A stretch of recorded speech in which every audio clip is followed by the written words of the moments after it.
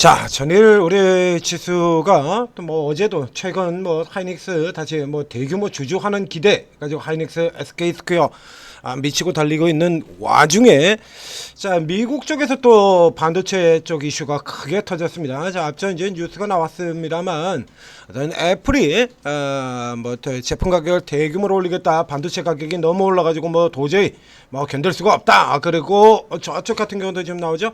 자, 어저께 필라델피아 반도체 지수가 6.42% 올랐고요. 인텔, 애플하고의 칩 생산하면 그러니까 도저히 안 되겠다 이겁니다. 견딜 수가 없다. 반도체 가격이 너무 올라간다. 너무. 자, 이게 어떻게 일면으로 보게 된다라고 하면 이게 이제 너무 올랐다라는 고가 신호가 될 수도 있습니다만 지금 같은 경우는 이제 그보다는 일단 달리고 보자 쪽이죠. 자, 그래서 이게 뭐 이렇게 들어가게 되면 뭐 계속 뭐 좋은 흐름 그러고 이게 깜짝 놀란다는 뭐 이런 흐름들이죠. 그래서 일단 지금이라도 늦기 전에 사야겠다. 그래서 인텔이 11%가 오르고 마이크론 테크놀로지가 8.7%가 오르고 필라델피아 반도체 지수가 6.4%. 자, 우리 야간 선물도 3.4% 이렇게 또 3.5% 상승이 나왔죠. 그래서 뭐 지금 단방에 이제 9,300대, 9,300, 9,400까지 열리는 이런 흐름이 됐습니다. 자, 그래서 지금 반도체주들이 오늘도 또 쭉 올라가요. 삼성전자, 하이닉스 있고, 그렇죠. 맨 위쪽에 PSK, 원익 IPS 늘 보이는 이름들이죠. 이오테크닉스, VM, 테스. 뭐 이쪽까지는 늘 보이는 이름인데 근래 안 보이던 이름 하나가 등장이 됐습니다. 한미반도체입니다. 자, 오늘은 지금 반도체 장비주들 중에서 가장 강력하게 오르는 종목이 한미반도체예요. 자, 한미반도체는 이건 뭐 굳이 뭐 다시 설명할 필요가 없는 종목이죠. 본딩 장비 기업 슈퍼을입니다. 슈퍼을. 그래서 제가 예전에 뭐 한미반도체 이제 분석해드린 내용이 뭐 굉장히 많은데요. 굉장히 많은데 이제 이렇게 내용들 보게 되는데 벌써 저 앞쪽에서 한미반도체 같은 경우에는 이런 얘기들 했었죠. 이게 1년 전이에요. 슈퍼을의 반격, 슈퍼을.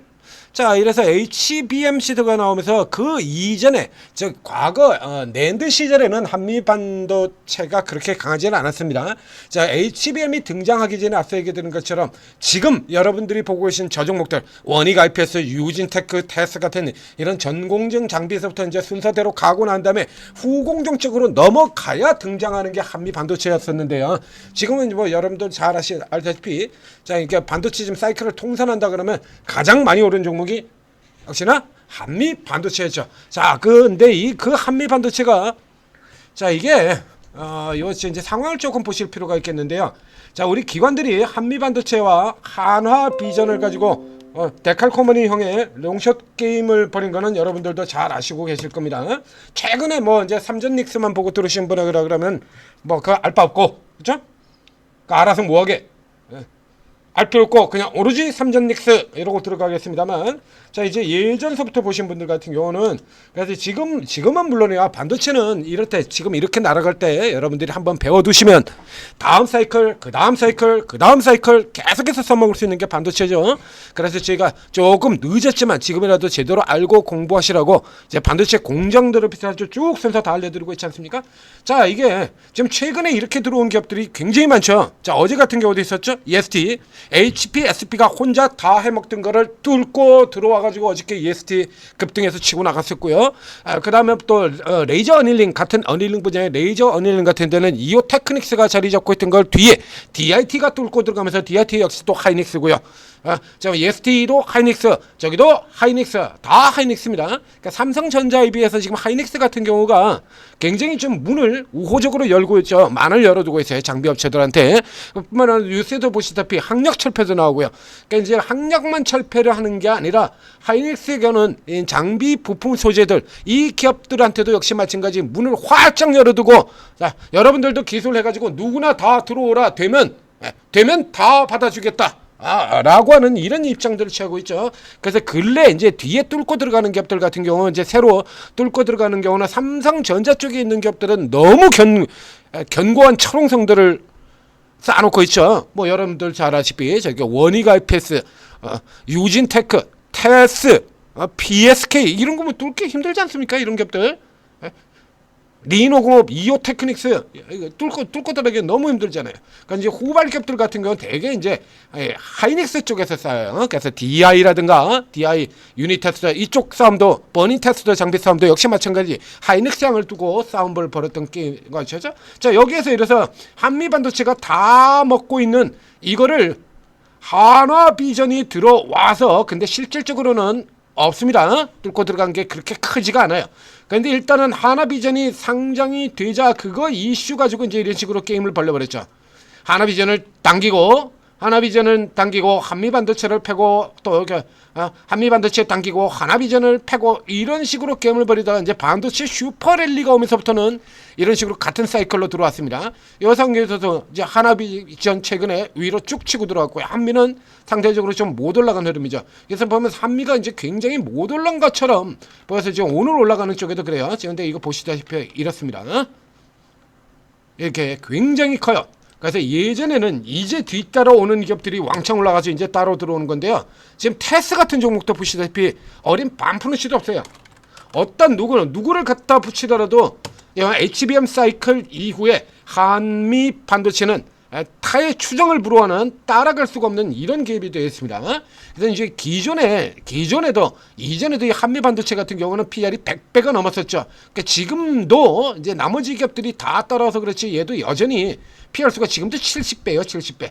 자, 반도체 장비주 중에서 가장 높은 PR 밸류에이션을 보이고 있고 가장 많이 올랐고 그렇기 때문에 가장 많이 오른 요거 가지고 너무 많이 올랐으니까 이거 가지고 이제 게임 벌어졌던 게 본질적인 게임은 너무 많이 올랐다는 거죠. 그거 가지고 이렇게 게임 벌였던 게 한미반도체와 하나비전의 롱숏 게임이었었고요.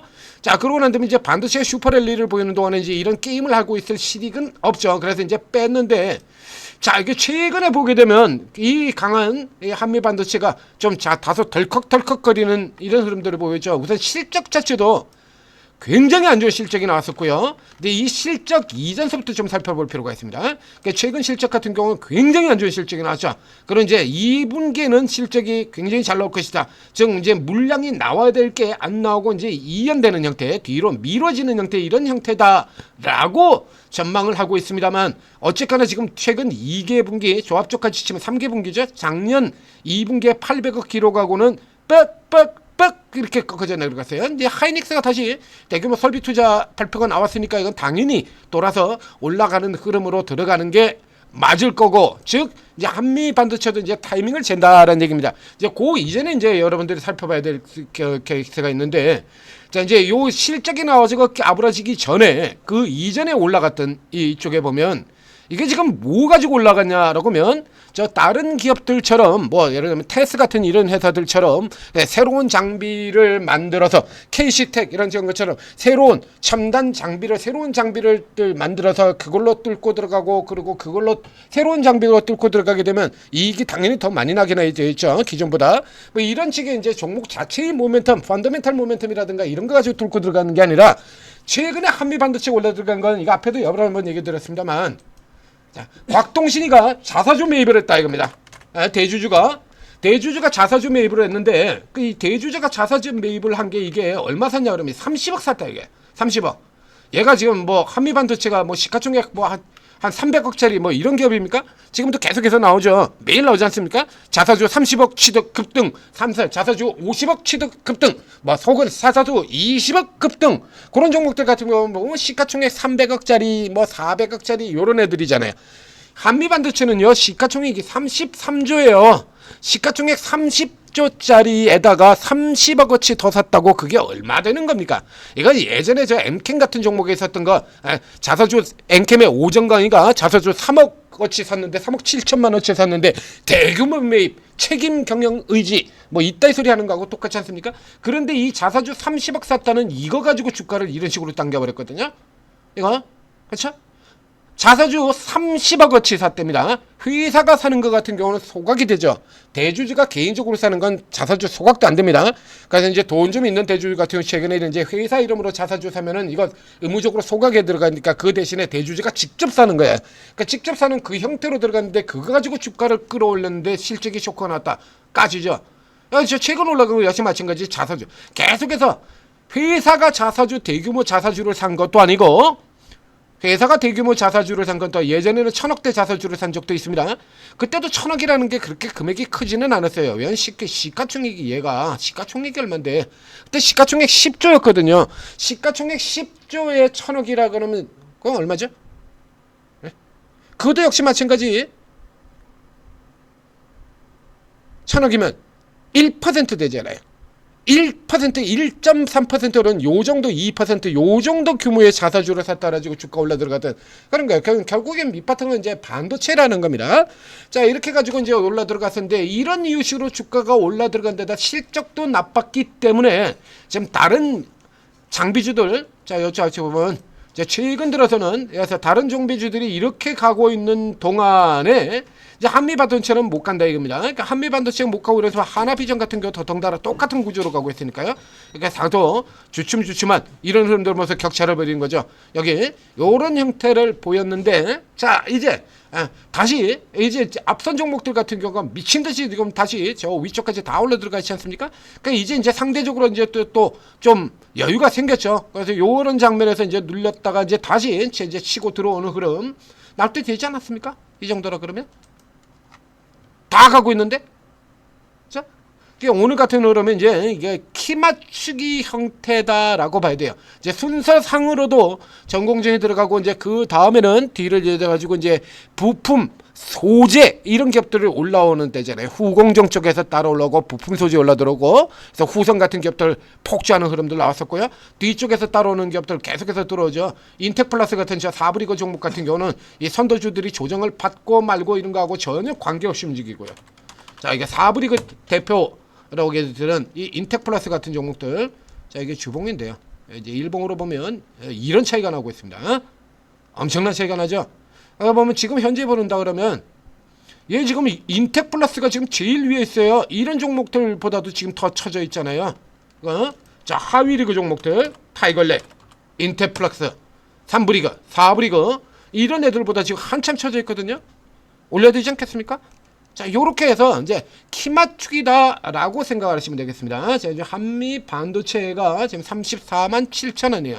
34만 7천 원 여기 들어가는 거죠. 자 어제 21선에서 일단 빠져나오는데 하나 둘 셋 넷 내리고 21선 위치 짝대기들을 각각 그어보도록 하겠습니다. 자 이러면 어제 지역이 여기거든요. 30만원 조금 넘는 여기요. 이미 돌파했던 앞쪽에 막고 있던 자리. 자 여기서 이제 이렇게 지지돼서 들어갔고요. 이제 그 다음 쪽에 이제 저항선을 따져본다 그러면 이 정도 위치가 되겠죠. 우선은 눈에 들어온 게 요 정도 위치가 돼요. 그 다음에 이제 중간, 그 사이 중간 걸리는 자리 딱 지금 그 자리죠. 나오죠, 여기? 자, 여기, 종가, 여기 보게 되면, 종가 34만 7천원, 지금 34만 7,500원, 지금 딱 여기 아닙니까?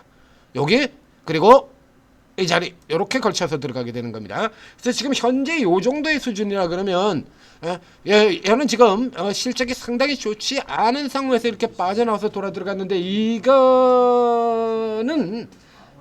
자 이건 노리긴 노려야 되는데요. 노리긴 노려야 되는데 지금 요 자리에서 사는 따라 들어간 거 조금 버거운 형태가 되겠습니다. 자 요렇게 놓고 본다라고 하면 지금 한미 반도체하고 한화 비전의 경우는 지금 거의 똑같이 움직여 들어가는 거잖아요. 이거 자 이제 아래쪽에 있는 애들 다 지워버리겠습니다.